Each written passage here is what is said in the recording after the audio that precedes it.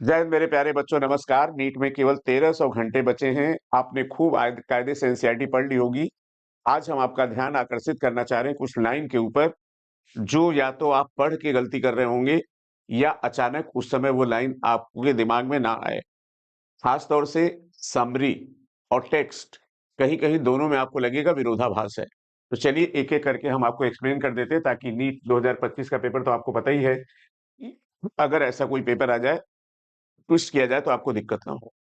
अक्सर बच्चों जब हम पूछते हैं ह्यूमन सेल में माइटोटिक डिवीजन का टाइम, तो बच्चे बता देते हैं 24 घंटे। बच्चों, ये 24 घंटे माइटोटिक डिवीजन का टाइम नहीं है, ये सेल साइकिल का टाइम है। माइटोटिक डिवीजन कितना होगा? इसका 5% होगा। तो 24 घंटे का 5%। देखिए यहां लिखा है cell division proper last for only about an hour. तो अगर सेल साइकिल पूछेंगे कुछ और होगा, सेल डिवीजन पूछेंगे तो कुछ और होगा।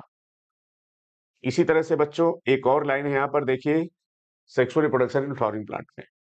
यहां पर दिया है बेटा इरेगुलर शेप्ड और स्पिंडल शेप्ड। तो वेजिटेटिव सेल, यहां पर देखिए the vegetative cell bigger abundant reserve food material large irregularly shaped nucleus के बारे में दिया है।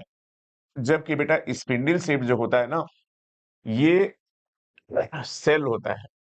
Generative cell small and float in the cytoplasm of the vegetative cell, it is spindle shaped. तो एक जगह यहां पर क्या दिया है, जनरेटिव सेल का शेप दिया है, और यहाँ पे वेजिटेटिव का न्यूक्लियस दिया है। दोनों एक चीजें नहीं, खूब अच्छे से समझ लीजिएगा। इसके बाद बेटा मजे की बात यह है कि बहुत सारे बच्चों से जब पूछा तो यहाँ पे लिखा है firstly since reproductive process such as pollination and fertilisation are independent to water, seed formation is more dependable. ऐसा लगता है कि सीड का फॉर्मेशन वाटर के डिपेंडेबल है। नहीं बेटा, आपने पढ़ा होगा टेरिडोफाइट और ब्रायोफाइट नैरो जियोग्राफिकल एरिया में होते हैं, क्योंकि पानी की जरूरत होती है, जबकि एंजियोस्पर्म हर जगह होते हैं। तो यहाँ पे सीड फॉर्मेशन की श्योरिटी हो जाती है, इसके बारे में लिखा है। इसके बाद बच्चों देखिए यहाँ पर इसी चैप्टर में लिखा है most of the zygote divide only after certain amount of endosperm is form. ठीक। और समरी में क्या लिखा है, formation of endosperm always proceed the development of embryo. तो अब जरा हमको आप सोच के बताइए कि इन दोनों में से कौन ज्यादा एक्यूरेट आंसर होगा। इसी तरह से बेटा आर्कीस्पोरियम सेल का नाम दिया है, जबकि टेक्स्ट में जिक्र नहीं है, आर्कीस्पोरियल सेल दिया है। आर्कीस्पोरियल सेल बेटा वो सेल होता है जिससे पेराइटल सेल और स्पोरोजिनस सेल बनते हैं। ये आर्की का मतलब प्रिमिटिव, स्पोरियम का मतलब spore.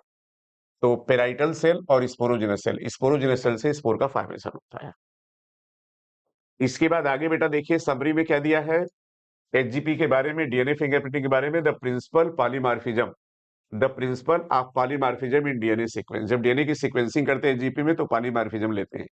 It has immense application in the field of forensic science, evolutionary biology. ये तो दिया है, लेकिन बेटा जेनेटिक बायोडाइवर्सिटी नहीं दिया है। आप देख लेना, अगर होगा तो कोई बात नहीं। ठीक है। इसके बाद बेटा आगे आ जाइए, the rest what happened is part of human history and growth and decline of civilisation. तो बच्चे पूछते हैं कि सर डिक्लाइन कहाँ हुई सिविलाइजेशन, हम लोग तो रामापिथेकस ऑस्ट्रेलोपिथेकस ज्यादा डेवलप है। तो बेटा यहाँ पर है इंडस वैली सिविलाइजेशन, समझ रहे हैं ना, Indus Valley civilisation, Mesopotamia, Mohenjodaro. अब यहाँ पर देखिए यही समरी में क्या दिया है, the story of evolution of modern man is most interesting and appear parallel evolution of human brain and language. तो ह्यूमन ब्रेन लैंग्वेज बेटा डेवलप हुआ है, और सिविलाइजेशन बेटा डिक्लाइन हो गई। इसी तरह से बेटा यहाँ पर एक कंफ्यूजन आता है in field experiment, when all the starfish were removed from an enclosed intertidal area, more than 10 species of invertebrate become extinct within a year because of inter specific condition. अब normally सोचोगे तो predator pray को खाता है, तो predator हटाओगे तो pray का number बढ़ना चाहिए ना। और यहाँ पे तो लिखा है 10, अगर प्रीडेटर को हटा लिया गया तब 10 स्पीसीज इनवर्टिब्रेट की गायब हो गई। इसके बाद बेटा यहाँ पर एक लाइन है, in general herbivores and plant appear to be more adversely affected than by carnivorous. In general, herbivorous and plant appear to be more adversely affected by competition than carnivorous. तो ऐसी लाइन अगर आपको परेशान करे तो बेटा बिल्कुल परेशान मत होइए। अगर आपको ऐसी कोई लाइन समरी और टेक्स्ट में विरोधाभास लगे तो वीडियो कमेंट सेक्शन में कमेंट करके बताइए। बच्चों पिछले 4 दशक से आप सब बच्चों के साथ हैं, मेरा काम है तैयारी कराना, खुद बहुत अच्छा पढ़ाना नहीं, आपको तैयार कर देना। तो इन तरह की लाइनों को देखिए, अगर आप कहेंगे, अगर आपको लगता है कि कोर्स बहुत ज्यादा है, बहुत लेंदी है, रजिस्टर बहुत हो गए हैं, समराइज नहीं कर पा रहे हैं, तो हम हर चैप्टर की सिर्फ 1 घंटे की क्लास ले लेंगे।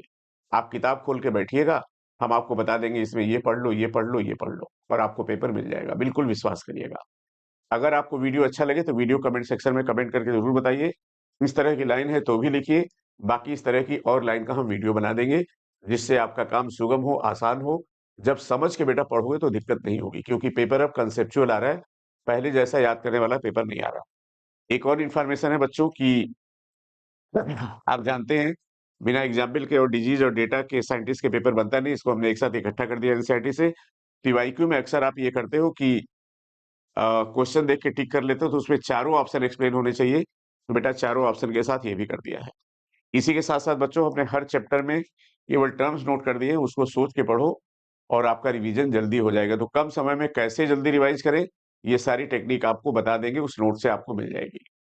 उम्मीद है बच्चों कल शाम को हम लोग 8 बजे मिलेंगे फ्लावरिंग प्लांट के साथ। ऑलरेडी बेटा इवोल्यूशन के बाद के हमने सारे चैप्टर एनसीईआरटी 2 में करा दिए। विद रीजन एक्सप्लेन कर देंगे, आधे घंटे में आपको चैप्टर बिल्कुल याद हो जाएगा। बिल्कुल पॉजिटिव रहिए, ज़रा भी परेशान नहीं होइए, कहीं भी कोई दिक्कत हो तो इस वीडियो कमेंट सेक्शन में कमेंट करके बताइए। ऑल द बेस्ट मेरे प्यारे बच्चों, wish you all the best. जिस तरह से हज़ारों बच्चे अपने कॉलेज के सपनों को पूरा कर रहे हैं, आपको भी कॉलेज मिलेगा, बस थोड़ी-सी बात इस समय मान लीजिए, जो मैटर फैला हम उसको समेट देंगे, आपको समराइज़ कर देंगे। जय Hind, wish you all the best.